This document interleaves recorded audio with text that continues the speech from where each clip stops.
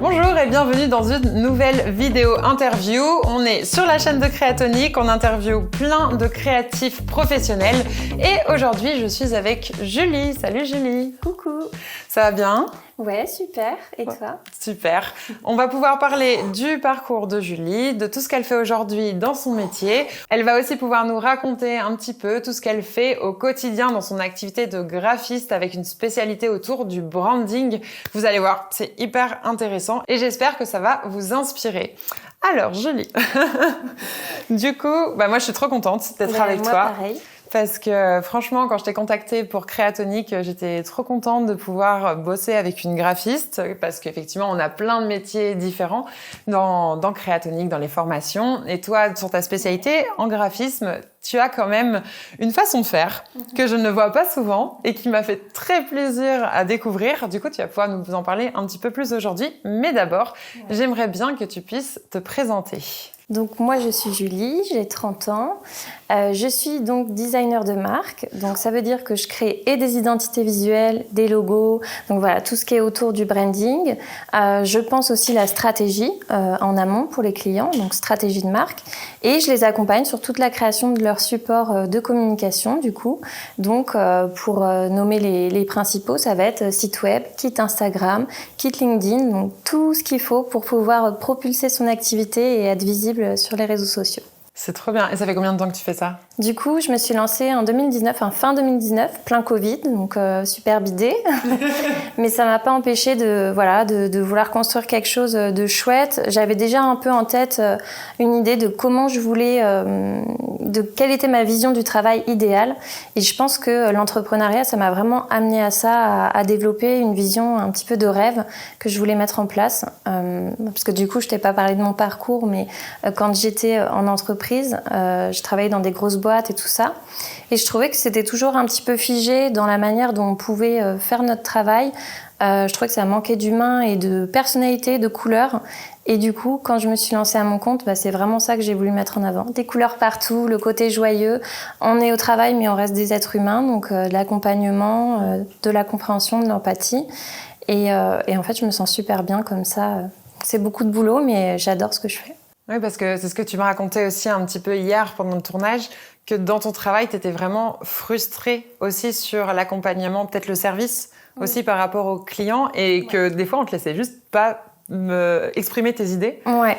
C'est ça le truc, c'est que quand tu travailles avec un N+1, un N+2, voire 4 services qui vont valider ton travail, je pense que tu perds un petit peu confiance en toi et du coup, à la fin, t'as moins de légitimité à pousser tes convictions design, tes convictions dans ton travail. Et ça m'a vraiment aidée de me lancer à mon compte en me disant, écoute, moi j'ai envie de le faire comme ça. Et du coup, j'ai pu vraiment créer le parcours de rêve pour mon client sans avoir vraiment, tu vois, de comparaison avec est-ce que je dois faire comme ci ou comme ça, de tester et puis toujours d'essayer de me mettre à sa place pour que ça lui corresponde. Mais de pouvoir faire le métier dont je rêve à ma façon. Et est-ce que tu te souviens un petit peu, justement, à ce moment-là, quand tu étais encore salariée, qu'est-ce que tu avais en tête quand tu imaginais le freelancing ? Parce que la plupart des gens, ils regardent un petit peu sur les réseaux ce qu'il y a et ils ont une certaine idée du freelancing. Ouais. Mais j'ai l'impression que toi, tu étais très carré et assez renseigné dès le départ. Est-ce que c'était le cas ? Je vais peut-être te surprendre, mais pour le coup, j'étais quand même un petit peu renseignée et de toute façon, j'aime bien un petit peu planifier et me projeter. Je travaille beaucoup avec l'anticipation, donc la projection. Mais en fait, j'ai quand même découvert que c'était totalement différent de ce que j'imaginais. Tu peux pas savoir ce que c'est avant de te plonger dedans réellement, sauf si tu as lu 5 bouquins différents sur le freelancing. Mais en fait, tu découvres sur le tas et je pense que c'est le propre de notre métier aussi, d'être entrepreneur, de découvrir plein de nouvelles compétences tout au long de notre parcours. Et quand je me suis lancée, c'est vrai qu'au début, il y a eu plein de nouvelles découvertes. Après, il se trouve que, coup de bol, j'ai adoré faire plein de choses différentes. Même la compta ou l'administratif que je déteste à la base, en fait, je me suis pris au jeu. Tu vois, je me suis créé un tableau business hyper carré et tout pour m'amuser, en fait, dans mon travail, puisque rien ne m'empêchait de le faire. Donc voilà.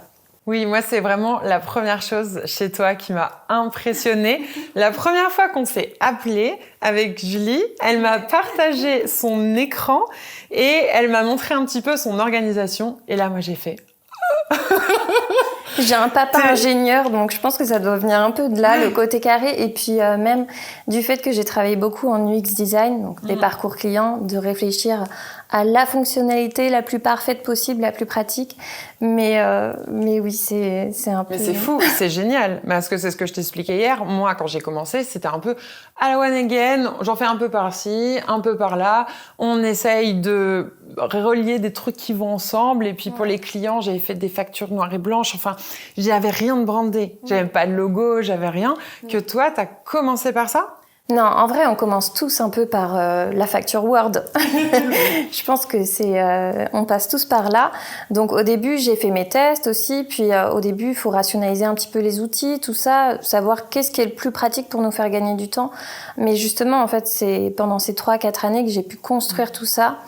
Et je me dis qu'aujourd'hui, ça ferait un sacré raccourci pour les personnes d'avoir un package direct ou les bons conseils tout de suite pour savoir qu'est-ce qui est bien, quel outil, tout ça. Notion, tu vois, par exemple, c'est hyper pratique. Donc voilà, ça s'est construit au fil du temps et maintenant, je me dis, c'est mon indispensable. Demain, si je lance quoi que ce soit, il me faut ça, ça et ça, c'est sûr. Mais je suis passée comme tout le monde par l'expérimentation dans plein de domaines. Mais il y a des choses aussi, enfin moi je me souviens sur mes premières années, parce que j'ai commencé aussi en tant que graphiste, il y avait des réflexes que j'avais pas du tout, du style envoyer une présentation avec des images à mon client. Ouais. Moi j'envoyais des JPEG en pièce jointe de mail et après je me suis dit ce serait quand même bien de tout regrouper dans un PDF un peu bien présenté. Enfin je suis pas basée par le salariat. Du coup j'ai pas eu aussi cet enseignement-là en étant en agence ou quoi que ce soit. Et du coup, c'est quand même quelque chose que tu as réfléchi en amont en disant de quoi mon client il a besoin pour que ce soit le plus simple possible pour lui. Oui, en fait, je vois ce que tu veux dire parce que j'ai expérimenté des choses, mais ça va plus sur des nouvelles découvertes comme la comptabilité, l'administratif, vraiment des trucs merveilleux. Désolée les comptables. mais en fait, j'y ai pris goût et par contre, ce que j'avais de départ, c'est j'ai fait un parcours communication, marketing et en fait, ça me fait plaisir d'en parler aujourd'hui parce qu'à l'époque, je doutais beaucoup. Je me suis dit, mais mince, je me suis complètement plantée. Moi, j'adore la création, je suis une créative, je vis pour Photoshop et je comprenais pas en fait ma voie, pourquoi j'étais partie en communication. Et c'est que des années après, quand j'ai vraiment fait mes études en design, tout ça, que je me suis rendu compte de la vraie différence avec mes collègues de classe, tout ça. Ils n'avaient pas ce côté qu'on apprend vraiment en communication et en marketing, de savoir présenter les choses, expliquer, avoir une gestion de projet aussi. Et ça, c'est hyper pratique quand tu dois faire des prestations de services avec tes clients. Donc moi, je les accompagne vraiment au maximum et c'est aux petits oignons, tu vois, quand je les accompagne. Et en fait, quand j'ai un client qui arrive, j'ai vraiment envie de le chouchouter, tout ça.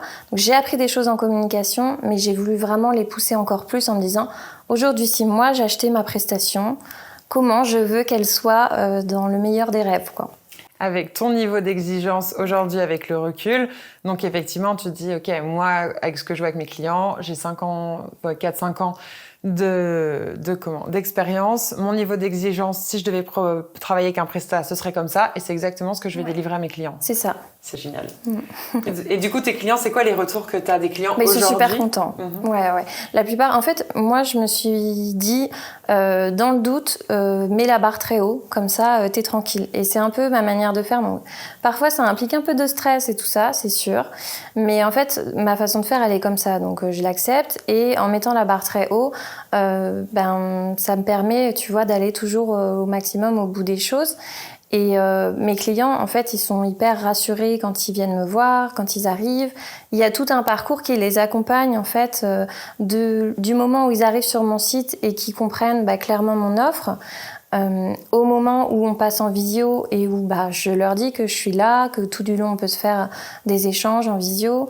Ouais, ça les rassure vraiment, quoi. Ils savent qu'ils peuvent compter sur toi. Ouais, là encore, j'ai une cliente qui m'a dit l'autre jour, avec d'autres prestataires, je peux être moins libre en visio et tout ça, c'est beaucoup par mail.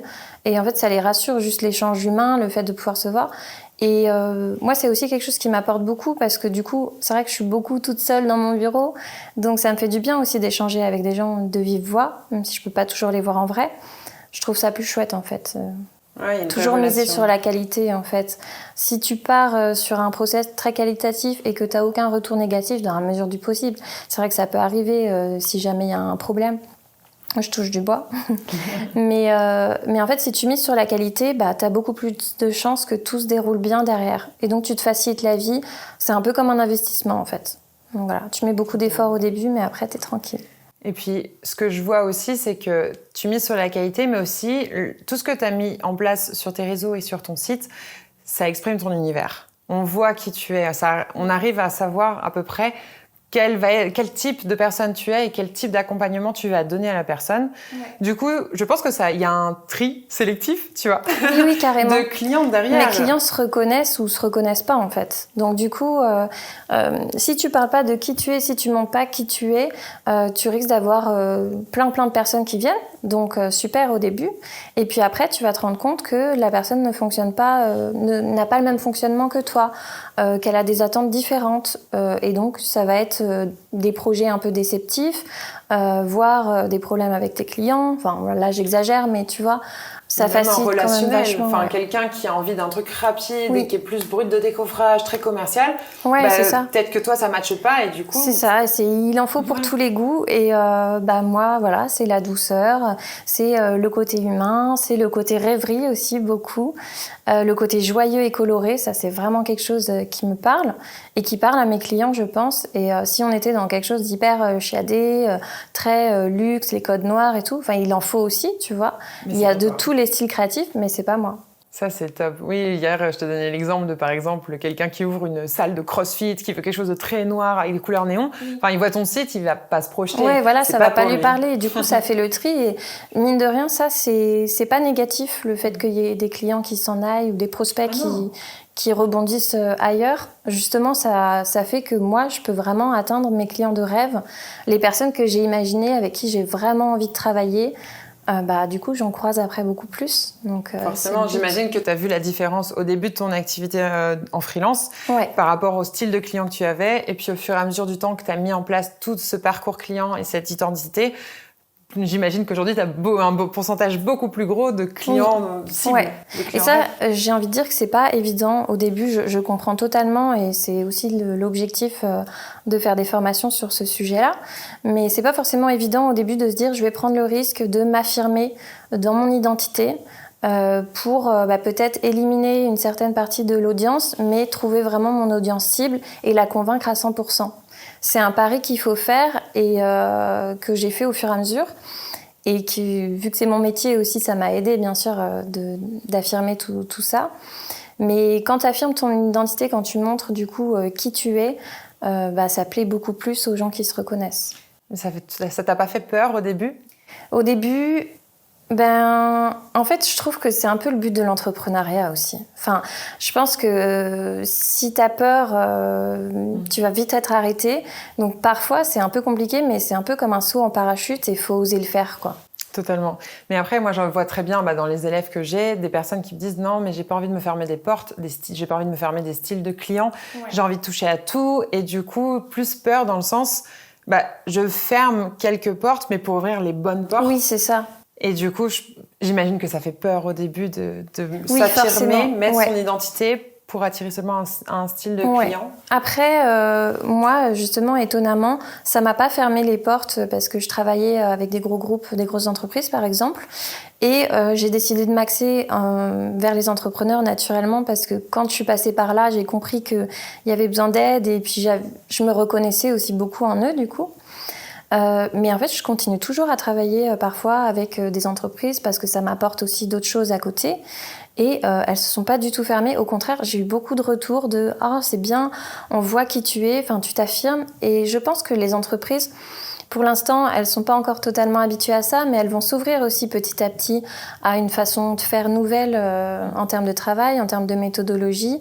Il y en a, je pense, qui sont même en recherche et en quête de côté joyeux, naturel, d'être soi-même et tout ça. Ça se développe peut-être un peu plus chez les startups, mais je pense que ça va venir aussi. Donc je pense que affirmer qui on est, c'est pas forcément se fermer les portes de tout le monde, quoi. Non. Et pour moi, et comme je te disais, ça te ferme quelques portes, mais ça t'ouvre les bonnes, celles Oui, c'est ça. qui te font rêver, les Ouais. portes qui vraiment vont t'apporter tes clients de rêve. Ouais. Et du coup, c'était que tes premiers clients, quand tu as commencé, c'était plutôt des grosses boîtes ? Ouais, c'est vrai que ça m'a aidé de partir du coup avec des grosses boîtes que je connaissais, avec qui j'avais déjà travaillé et tout ça.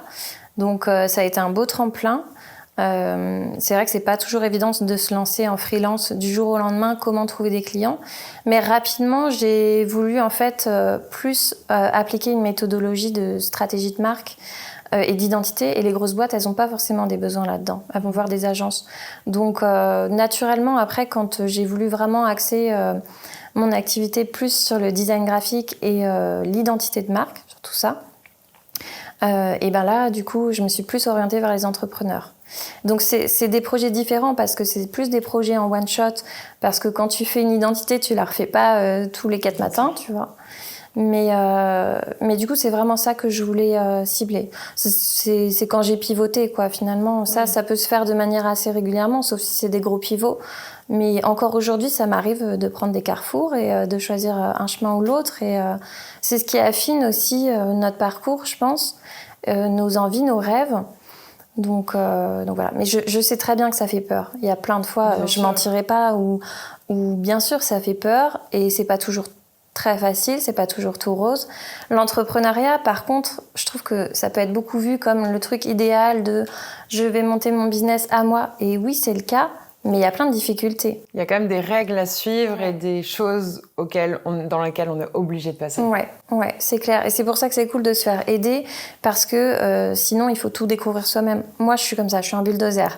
J'aime découvrir tout toute seule. Je vais découvrir la photographie, je vais découvrir le code. J'ai développé mon site internet toute seule, tu vois, parce que ça me passionnait. J'ai fait avec Elementor et tout. J'ai même codé des petits trucs. Enfin, voilà. Moi, j'aime découvrir plein de choses. Bon, quand on aime lire Wikipédia, ça passe.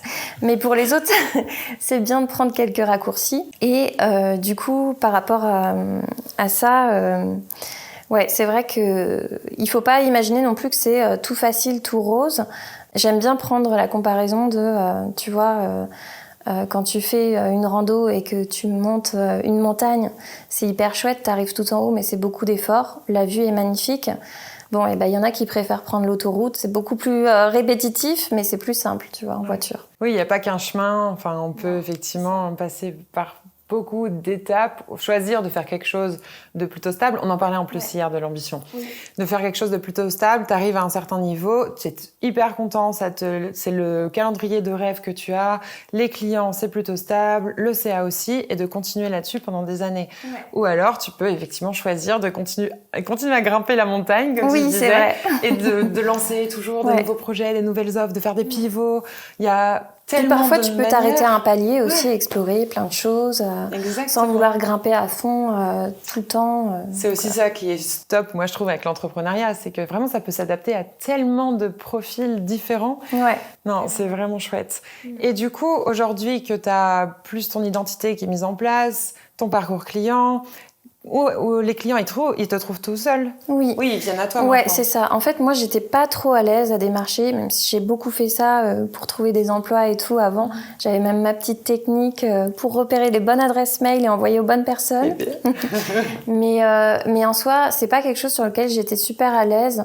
Je préférais que les gens, en fait, que je puisse exprimer qui je suis, comment est mon activité, ce que je peux leur apporter et qu'ils décident par eux-mêmes si ça leur va ou pas. Et je trouvais ça beaucoup plus gratifiant que ça les attire plutôt que je vienne les chercher. Donc du coup, j'ai eu envie aussi naturellement de partager des astuces dans toutes mes petites fouilles et toutes mes petites recherches. Dès que je trouvais un truc, j'avais envie de le partager aussi avec ma communauté. Donc je me suis pas mal lancée sur LinkedIn, Instagram aussi. Et en fait, de parler de mon métier, de parler de mes offres, ça rassure aussi les clients de voir que c'est carré, des choses qu'ils connaissent pas aussi et dont ils ont besoin. Donc voilà. Et puis je pense aussi que, ça c'est un point important dont je veux parler, l'identité de marque, la stratégie de marque et tout ce qui est de l'ordre du branding, ça séduit aussi énormément. Et ça a vraiment son importance aujourd'hui. Il y en a qui penseront que le visuel c'est que accessoire, mais moi de mon point de vue de designer, je sais que ça a dimension utile vraiment et que c'est très impactant. Donc je pense que mes clients ont été séduits par ça aussi, en arrivant sur mon site, de se dire tout l'univers c'est ça, ok, c'est pas que un service que je vais acheter, c'est aussi toute une dimension. Je vais rentrer dans l'univers de Julie, je vais apprendre à la connaître, on va avoir un échange ensemble. Enfin, c'est comme ça que je veux faire mon métier aujourd'hui et demain. Et je veux pouvoir en être fière aussi, tu vois, dans le long terme. Totalement. Et me dire que j'ai aidé des gens de la bonne façon en étant fière de moi aussi. Ah, c'est top. Et comme tu dis, en parlant d'univers, ça peut être aussi bien un élément pour lequel un client va te choisir toi plutôt qu'un ou une de tes collègues. Ouais. Et puis, c'est quelque chose qui te correspond. Enfin, moi, je le vois énormément, en tout cas, dans ma communauté et chez les illustrateurs. On veut que les gens viennent pour notre univers, pour qui on est et notre façon de créer aussi. Ouais. Et du coup, d'avoir développé tout ça, tu peux en être fier, largement. Puisque aujourd'hui, les gens viennent parce qu'ils veulent du studio Julie Goudier. Oui, c'est clair. Ouais, ça c'est chouette. Et puis j'aime bien voir aussi le monde entrepreneurial comme ça, en me disant que plus chacun va s'affirmer, plus il y aura de choix aussi, et on est tous à faire des métiers différents. Et quand bien même on fait le même métier, on le fait d'une façon différente.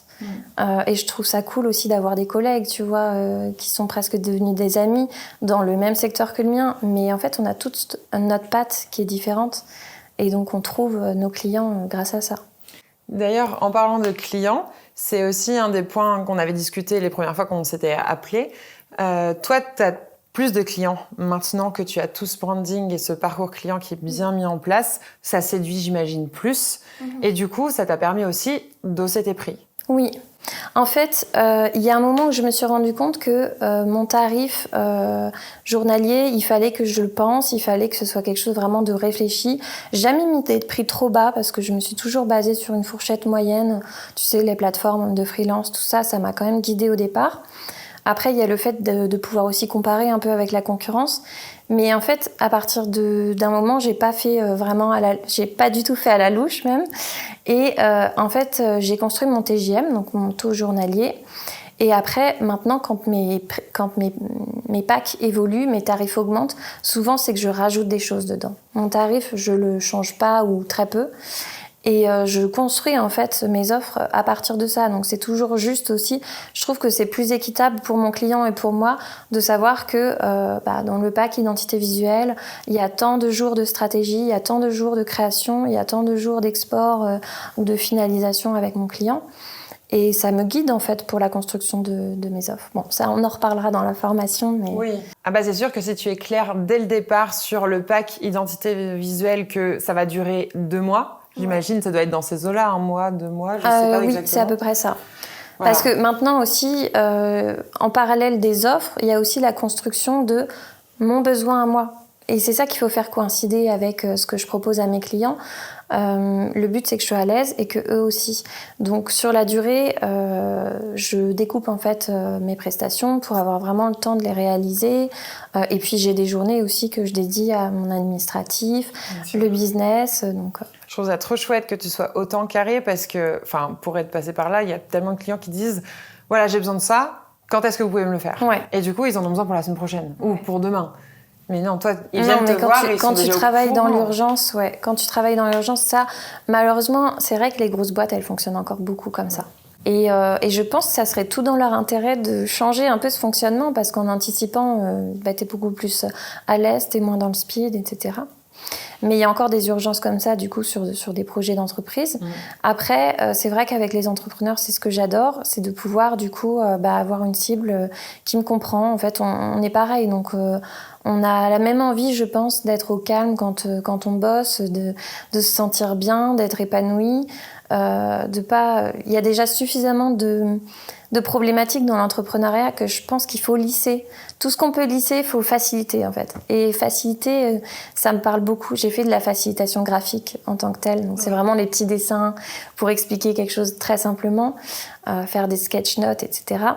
Mais facilité, ça me parle énormément et du coup, c'est comme ça que j'ai construit aussi un back-office avec mon parcours client qui est carré, mes templates, mes modèles pour gagner du temps et être plus sereine, quoi, du coup.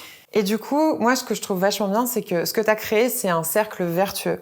Comme tu présentes bien les offres et que tu as bien ciblé, tu as les bons clients qui viennent et qui sont au courant du temps que tu vas prendre pour faire effectivement ta prestation. Donc, ça te permet d'organiser tes journées comme tu le souhaites et c'est aligné avec tes valeurs, d'avoir quand même le temps, de te mettre pas dans un rush, comme tu disais, d'entreprise, qu'il faut absolument d'aller vite.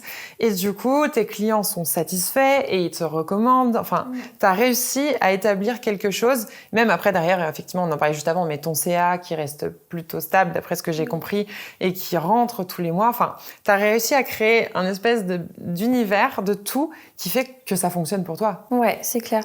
Alors après, c'est en mettant en place des outils aussi auxquels, au début, on pense pas forcément. Mais le fait de cadrer les choses, en fait, t'as pas besoin qu'il y ait 100 clients par mois qui arrivent. Parce que si t'en as 100, tu vas pas savoir quoi en faire. Donc, c'est bien d'essayer de contrôler un petit peu, entre guillemets, les flux. Donc, il faut les faire venir. Donc, pour ça, de mettre en place une stratégie de contenu, ça, c'est chouette. Mais après, une fois qu'ils viennent, ça peut être de mettre en place un petit calendrier pour un peu bloquer. Si t'en as trop, tu sais que il y a que ceux qui s'y prennent vraiment à l'avance qui vont venir te voir. Et du coup, ça va être des gens, entre guillemets, qui s'organisent un petit peu plus, qui sont plus méthodiques. Et donc, moi, ça me convient très bien. Donc moi, ça me convient très bien pour ça. Je pense que c'est bien de mettre en place des outils, de se servir des outils qui puissent servir notre business et le modeler un petit peu. Ouais, ce matin, en venant, du coup, j'ai retapé ton adresse sur Google Maps et j'ai vu que tu étais sur Google. Oui, alors figure-toi que tous les taxis, du coup, ils voient Julie Goudier dessus. C'est génial. C'est bien pour le référencement, ça c'est sûr. J'ai vu ton logo sur Google Maps, j'étais là. Bah dis donc. Il y a des commentaires, des étoiles et tout. Ouais, ça c'est important pour moi. C'est ce que je te disais, tu vois, des petits trucs simples qui font que des notions simples qui marchent toujours, la qualité plus que la quantité.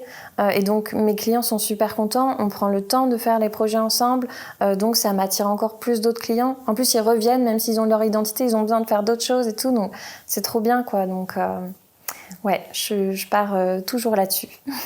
Non, c'est trop chouette. Franchement, je pense qu'en si peu de temps, c'est marrant parce que la plupart des professeurs chez Créatonic, on a tous à peu près le même âge, parce que j'ai pris dans mon réseau, et en 4 ans de temps, de réussir d'avoir un peu ton activité tranquille, comme tu le souhaitais en fait. Je me suis un peu mise la pression et en vrai, je pense que j'ai mal jaugé l'entourage en me disant que tout le monde en était là et que du coup, il fallait que ça se passe comme ça et tout ça. Donc ça m'a boosté en fait, ça m'a boosté, mais je fonctionne toujours comme ça, un peu en me comparant. Je pense que c'est le côté réseaux sociaux qui déteint et qui est pas bon pour moi en tout cas. Mais du coup, le fait d'essayer de comparer un peu, je me disais c'est sûrement bien de faire comme ceci, comme cela. Et il y a des conseils que j'ai pris, il y a des conseils que j'ai pas pris du tout. Donc c'est aussi le libre arbitre d'être entrepreneur, de pouvoir choisir ce qu'on fait. Et en fait, j'avais envie d'arriver là, comme je crois que je t'en ai parlé déjà, mais la première année, pour moi, c'était non négociable de pouvoir vivre cette expérience en freelance. C'est quelque chose dont j'avais tellement envie que je voulais pouvoir en vivre. Donc, première année, survie. L'obsession. C'est ça, me dégager un tout petit salaire, même si c'était que des petits salaires certains mois. Et la deuxième année, ça s'est mieux passé. J'ai pu du coup passer le cap de TVA. Je trouvais ça enrichissant aussi de passer, tu vois, tout côté gestion TVA. C'était un nouvel objectif pour moi. Et après, j'ai pu tripler du coup mon chiffre d'affaires les années suivantes pour pouvoir stabiliser le tout. Parce que derrière, je pense que aussi c'est ça dont on a besoin, d'avoir des vraies motivations pour répondre à ses besoins.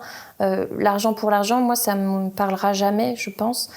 C'est vraiment le côté qu'est-ce que j'ai envie de faire de cet outil. Et du coup, le premier temps, c'était de la survie pour pouvoir vivre et tout ça. Payer le loyer, les courses. Et puis après, c'était de pouvoir travailler aussi de manière sereine et pas dans le speed. Ça, c'était important pour moi, mais aussi pour mes clients. Donc, ça allait dans le bon sens.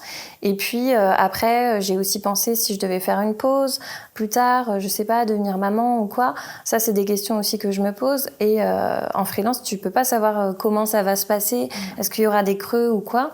Donc le côté prévoyant chez moi s'est dit que c'était mieux d'avoir un peu plus que pas assez. Et donc pour moi, c'est important de développer mon chiffre d'affaires. Ça veut pas dire que j'irai au Mont Blanc, moi, tu vois. Je sais pas où je vais m'arrêter, mais tu vois, là, par exemple, j'ai fait mon chiffre d'affaires de l'année et je compte plutôt investir d'autres projets que de faire que des projets clients, sauf s'il y a vraiment des besoins et quelque chose qui m'intéresse de fou. Mais sinon, j'ai plutôt envie de créer des formations, de créer des petits guides qui peuvent aider aussi d'autres entrepreneurs, de prendre un peu de temps pour moi aussi, parce que ça, j'avoue que je l'ai pas fait du tout. Donc voilà, chacun ses choix. Il y en a qui vont faire la slow méthode. Moi, c'est vrai que j'y suis allée assez vite et assez dur, mais parce que je fais toujours les choses à fond et en général, ça passe. Mais J'ai exactement la même façon de faire que toi, dans le sens où là, je suis vraiment dans les années à fond, où je suis dans le dur, parce que je sais que derrière, comme tu disais, si moi j'ai aussi à un moment j'ai envie d'être maman, je veux pouvoir prendre 6 mois. C'est ça. Donc en faisant une vraie pause, mais en ayant des revenus passifs, des choses quand même qui rentrent derrière sans que moi j'ai besoin de rebosser. J'ai envie de pouvoir me dire, ok, si j'ai envie de prendre 1 mois de vacances ou 1 ou 2 mois pour bosser sur un autre projet, ce que je suis en train de faire en plus en ce moment avec Créatonique par rapport à Aurore Bay, je peux. Et je commence à rentrer dans la phase où c'est possible. Il y a des choses, l'argent rentre en ayant un rythme qui est hyper chouette, en bossant le nombre d'heures que j'ai décidé de bosser. Il y a un minimum, bien sûr, par semaine, mais en même temps, on est tellement plus sereine comme ça. Oui, c'est clair. Mais toi aussi, tu as ce côté très dynamique et tu peux pas t'empêcher de voir de nouveaux projets, d'explorer des nouvelles pistes et tout ça. Je m'empêche vraiment de partir dans tous les sens et j'essaye de focus un peu mon attention, mais effectivement, j'aurais envie de faire 36 000 choses. Ouais. Bien sûr. Mais aujourd'hui, au bout d'imagine, à chaque fois je me dis, ça fait que 3-4 ans. Moi, ça fait un peu plus. Là, je rentre dans la 6 ou 7e année, je crois, Mais en fait, j'ai pris des exemples et je pensais qu'ils s'étaient lancés en même temps que moi. Et du coup, je me suis dit, là, j'en suis là. Après, il faut peut-être que je réfléchisse à ça. Après, il y a beaucoup le réseau aussi qui m'a énormément aidée. Des échanges et des rencontres qui font que j'ai grandi sur des choses plus vite que ce que j'aurais voulu. Et ça, c'était trop chouette, tu vois. J'ai pu faire le bichot, j'ai rencontré des copains entrepreneurs, mais géniaux, que j'adore et avec qui on se fait des petites sessions de travail, mais à la cool. Sans pression et tout, donc ça fait du bien, mais même au moral, tu vois. Oui, et de toute façon, l'entourage fait énormément, comme tu dis. Quand tu commences en freelance, en fait, t'as l'impression que ça marche pour tous les gens que tu vois sur les réseaux sociaux. Bon, c'est pas forcément vrai. Et il y a toujours des difficultés, de toute façon. Bien sûr, ils les montrent pas forcément, et du coup, tu te dis, ok, cette personne-là, regarde, elle est partie en vacances et elle a une maison comme ça, donc ça veut dire que ça marche bien pour elle, donc il faut aussi que je bosse parce que cette personne, ça fait que 2 ans. Ouais. Mais c'est une personne parmi des millions. Et il y en a beaucoup en freelance aujourd'hui en France. Et en fait, moi, c'est pour ça aussi que je fais Créatonique. On se rend compte qu'il y a aussi beaucoup de monde qui galère. Ouais. Moi, quand tu m'as montré ton bureau, ton orga, les parcours clients, je me suis dit, mais c'est ce que je t'ai dit hier. Mais Julie, il y a personne qui pense à ça. C'est pour ça aussi qu'on va faire une formation. Ouais, mais c'est le côté entreprise, je pense. Tu vois, le truc un peu... j'ai mis, tu vois, du très personnel, des côtés un peu kitsch, un peu naïf avec mes couleurs et tout. Mais de l'autre côté, il y a le côté très pro aussi. Et j'aime bien ces 2 facettes de moi, tu vois. Donc je garde les 2. Ça marche très bien ensemble. Merci. Il y avait un côté aussi sur le salaire où, tu vois, au début, en me lançant dans l'entrepreneuriat, j'avais cette vision de me dire, moi, dans mon rêve idéal, c'est que ça soit pas moins valorisé que le salariat, tu vois. C'est 2 choses différentes qui ont tous les 2 leurs avantages. D'ailleurs, je dénigre pas du tout le salariat parce que ça peut très bien convenir à d'autres personnes. Mais je pense que aujourd'hui, on pourrait être en mesure de développer quelque chose de chouette aussi dans l'entrepreneuriat. Et quand je me suis lancée, je me suis dit, ça serait cool quand même d'avoir le même salaire, pourquoi pas. Donc, je sais qu'il y a des avantages et des inconvénients des 2 côtés, mais après tout, pourquoi on pourrait pas gagner le même salaire qu'en étant salarié, sachant que il faut aussi savoir que tu dois compenser, vu que t'as pas de CE, t'as pas ta mutuelle, tout ça. Donc voilà, c'est bien d'avoir ce côté prévoyant pour du coup compenser un peu ce côté-là. Et je pense que tu as très très bien prévu et que tu as très bien planifié parce qu'en peu de temps, tu es arrivé effectivement là où tu en es aujourd'hui. Et comme tu disais, tu songes à même passer de la micro à peut-être une société, à voir en fonction de chaque personne. Oui, ça c'est à chaque fois différent pour chacun. Voilà, mais en peu de temps, c'est très méthodique là, ta façon de faire et du coup, tu y es très bien arrivé, quoi. Et moi, je trouve ça très très chouette. Mais c'est vrai qu'autour de moi, je vois quand même pas mal d'entrepreneurs aussi qui se lancent sans trop savoir ce qui les attend. Donc l'entrepreneuriat, c'est formidable, mais c'est vrai que ça implique quand même de mettre en place certaines choses. Et pour moi, je pense que merci, c'est gentil et tout sur le côté organisation et perfectionniste et tout ça, mais je pense que ce qui m'a beaucoup aidée aussi, et c'est bien de le reconnaître, c'est mon métier. Le fait que l'identité de marque, ça parle énormément, ça soit joli, ça attire. Donc moi, je peux que le recommander parce que je prêche pour ma paroisse. Mais c'est vrai que d'avoir un joli design, ça va être joli. Mais en plus, ça va parler de vos valeurs profondes. Donc c'est vrai que ça tout de suite, c'est assez vendeur, quoi. Et pas que pour les graphistes. Ça marche pour tous les métiers. Oui, voilà. Et encore plus, justement, quand on n'est pas dans le domaine, quand on est créatif, mais on n'a peut-être pas forcément des notions en communication, en marketing ou en design, parce que ça s'improvise pas.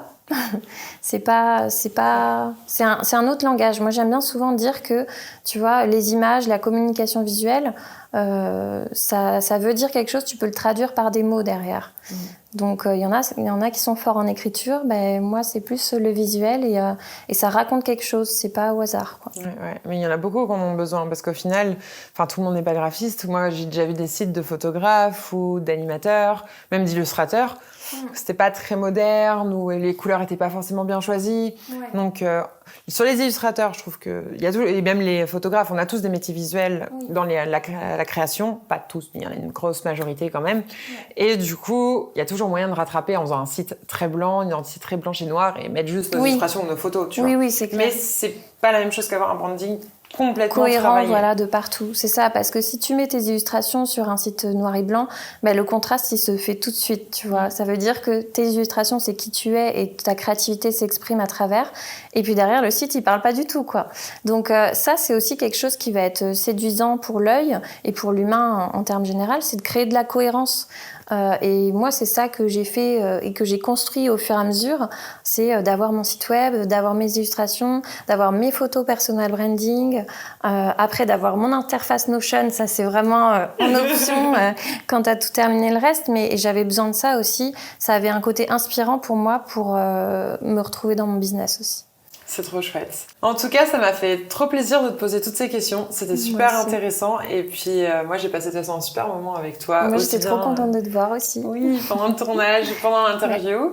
Donc, comme d'habitude, vous avez tous les liens de Julie juste en dessous dans la description vers son site, vers ses réseaux sociaux, mais aussi la page de la prévente de sa formation sur Creatonic. Donc, n'hésitez pas à aller jeter un coup d'œil à tout ça.